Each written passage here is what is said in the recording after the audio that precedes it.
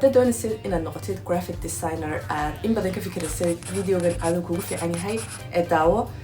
intaana videoga bilaabinba waxaan rabaa inaad ku raado subscribe because YouTube-ka hadda waan kusoo noqonayaa sanadkan waxay ii tahay goalkayga inaan YouTube-ka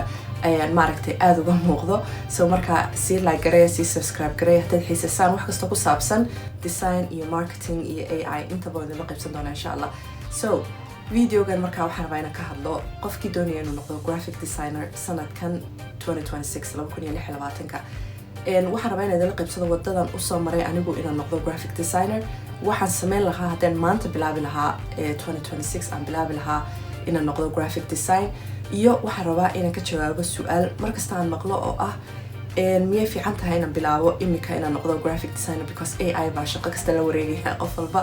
hadda AI buu iska ilaalinaya shaqadiisa in kala wareegto markaa wuxuu isleeyahayba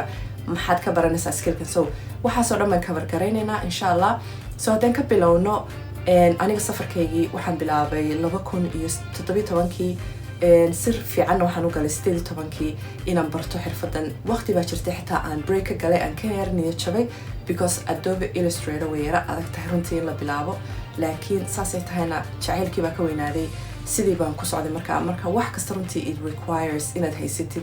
passion inaad doonaysid inaad jeceshahay so taa haddaad haysanin wixiina adag yahay way fududahay maaragtay inaad isaga hadhid so way igu dhacdayba maaragtay inaan ka haray oo hadhownaan dib ugu soo noqday because of aad baan u doonayay so 2018 ayaan isku dayay inaan haddana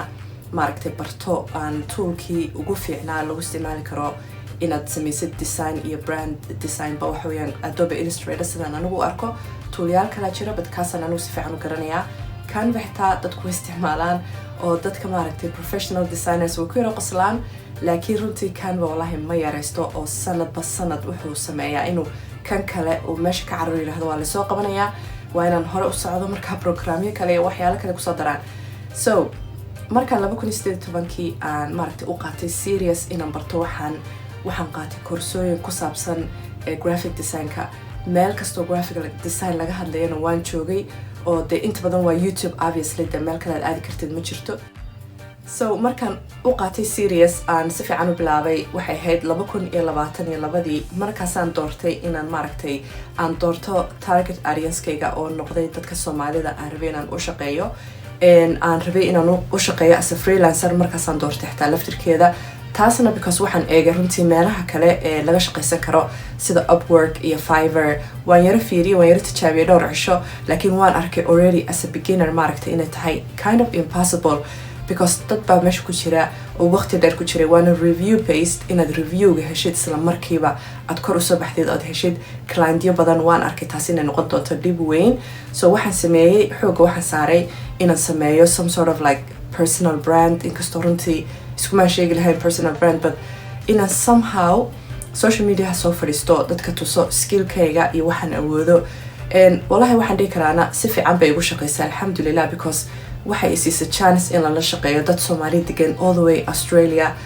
iyo Mareykanka iyo Canada iyo Europe oo dhan iyo xitaa Africa Soomaaliya oo dhan qayb walba Soomaaliya even dawlado hay'ado dawladiya maxaa hay'ado dawladdu iska leedahay xitaa inaan la shaqeeyo marka opportunity badan bay siisay inaan just soo bandhigo xirfadayda so in short that's my journey aan u soo maray maaragtay inaan noqdo graphic designer laakiin anigu maanta haddaan bilaabi lahaa 2026 haddaan bilaabi lahaa inaan noqdo graphic design basically waxaan sameyn lahaa same thing laakiin AI baan aad u isticmaali lahaa inuu caawiyo inaan ku gaadho targetkayga faster because AI-ga xog badan buu kusoo aruurin karaa which I feel like 2022 AI badan muu jirin kulay dadku bulshada inteeda badan may aqoonin haddii aan hadda bilaabi lahaa kow horta waxaan baran lahaa tool fiican baan baran lahaa anigu personally I would suggest Adobe Illustrator Canva xitaa waad baran kartaa dhib maaha walaa wax lagu qoslano maaha waxaan berigii hore laisku dacaayidan jiray dadka design-ka sameeya dadka Canva inaanay garanaynin design fiican iska tahay amateur oo dadka ganacsatada yaryar oo ku samaystaan xaysiiskooda laakiin hadda lama dhihi karo aad bay baratan weyn ugu jiraan laakiin anigu shakhsiyan waxaan dhihi lahaa baro Adobe Illustrator inaad ku samaysid brand design-kaaga oo dhan toolyaal badan bay leedahay waana loogu talagalay basically so waxaan baran lahaa toolka Adobe Illustrator markaan kaa barto oo aan dareemaya maaragtay inaan isticmaali karo si yaro comfortable khasab ma inaad baratid maaragtay badhan walba ku dhex yaala because runtii haddii la isku geeyo badhamadiisa iyo awoodiisa waqti dheer bay qaadanaysaa. I'm still learning laftirkaygu laakiin basica waan garanayaa, basican soo bartay markii ugu horeysay. After that waxaan ku oran lahaa baro brand design because learning the tool you're learning how to make maaragtay inaad baratid toolka ama inaad baratid sida loo sameeyo designka same thing maaha, waa laba wax. Branding waa aqoon gaara, toolkiina waa aqoon gaara. labadii aqoon markaad isku keentid waxaad create garan kartaa wax powerful ah. So saas baan ku oran lahaa u sameeya ama saasaan u sameyn lahaa, waana sidaan usoo sameeyayba markii hore. AI-gana waxaan u isticmaali lahaa sida xog aruuris oo kale, inuu maaragtay journeygaaga graphic design uu ku map gareeyo, saad u follow garisid journeyga step by step maaragtay aad u raacdid wuxuu kuu dhigo meesha. marka inuu kuu soo raadiyo xitaa targetkee ugu fiican dadka nooceeba ayaan la shaqeeyaa iyo waxaad xiiseynaysa runtii adigu aad xiiseynaysidna waad u sheegi kartaa. marka planka saas kuugu qorsheynayaa. So aad baan u isticmaali lahaa ChatGPT ama AI guud ahaan, anigu kaasun baan hadda aad u isticmaalaa. Even as a graphic designer projectyadayda dadkaan u shaqeynayo o dhan mid kasta project bay ugu kala jiraan oo still waan isticmaalaa, still maaragtay wuu caawiyaa. So habkaas xitaa waa isticmaali kartaa after adoo bartay sida loo sameeyo graphic design. midda ugu dambeysa rabayna ka jawaab waxa weeyaan as a graphic designer man aaminsanahay skillkan inaanay fiicnayn in la barto. runtii waan aaminsanahay still in la bartayna fiican tahay, inaad faa'iido badan still ka keeni kartid because haddaad fiirisid tool way jiri jireen wallahi long time. dadka berigu Adobe Illustrator soo baxay, which I believe in ahead 70gii, runtii I'm not sure, maybe in the 80s uu soo baxay. waxay dhihi jireen hadda waxa soo baxay Adobe Illustrator ma jiri doonaan graphic designer. hadhowna waxa soo baxay toolkan la yidhaahdo Canva. hadhowna again waxa soo baxay another tool iyo intaasoo tool ama Photoshop xitaa markuu soo baxay. hadda Photoshop baa soo baxay, looma baahnaan doono graphic designer. tool walbo soo baxa waa la dhihi jiray graphic designer looma baahna, haddana waa loo baahdaa. at the end of the day dadku hadday wada isticmaalaan ChatGPT ama toolyaasha kale AI ay ku sameeyaan